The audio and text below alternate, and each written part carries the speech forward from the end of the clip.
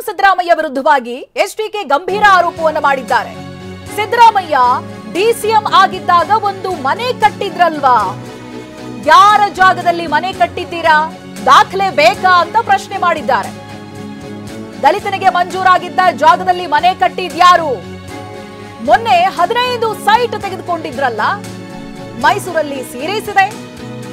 ವಿಶೇಷ ಚೇತನ ದಲಿತನಿಗೆ MUDA site allot ಮಾಡಿತ್ತು. 24,000 ಕಟ್ಟಿಸಿಕೊಂಡು MUDA site ಅನ್ನ ನೀಡಲಾಗಿತ್ತು. ಸಾಕಮ್ಮನ ಹೆಸರಿನಲ್ಲಿ ಆ ಜಾಗದಲ್ಲಿ ಸುಳ್ಳು ದಾಖಲೆ ಸೃಷ್ಟಿಯಾಗಿದೆ. ಜನ ಮರ್ತಿರಬಹುದು, ನನ್ನ ಹತ್ರ ಅದಕ್ಕೆಲ್ಲ ದಾಖಲೆ ಇದೆ ಅಂತ ಹೇಳಿದ್ದಾರೆ. ಸಿಎಂ ವಿರುದ್ಧವಾಗಿ ಮತ್ತೊಂದು ಆರೋಪವನ್ನ ಮಾಡಿದ್ದಾರೆ ಎಚ್ಡಿಕೆ. ಇದು ಒಂದು ಪ್ರಕರಣ ಇರಲಿ. ಈ 15 ಸೈಟ್ ಇಂದು ಇವರೊಂದು ಮನೆ ಕಟ್ಟಿದ್ರಲ್ಲ ಡೆಪ್ಟಿ ಸಿಎಂ ಆಗಿ, ಯಾರ ಜಾಗದಲ್ಲಿ ಮನೆ ಕಟ್ಟಿದ್ರಿ ಸ್ವಾಮಿ, ಅದು ಬೇಕಾದಾಗಲೇ ಮುಖ್ಯಮಂತ್ರಿಗಳಿಗೆ ಕೇಳ್ತೀನಿ.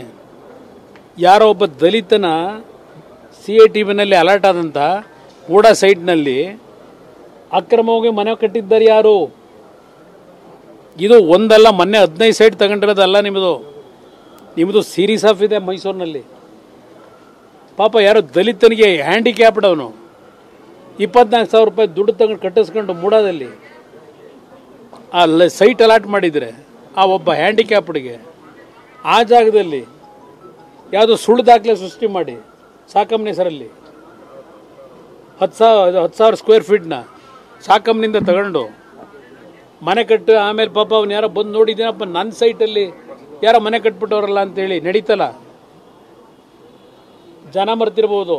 ಕುಮಾರಸ್ವಾಮಿ ಈಗಲೂ ಡಾಕ್ಯುಮೆಂಟ್ ಇದೆ ನಂದು, ಅದೆಂಥದ್ದು ತೆರೆದು ಪುಸ್ತಕ ಪದೇ ಪದೇ ಹೇಳ್ತಾರೆ. ಅದು ತೆಗೀರಿ.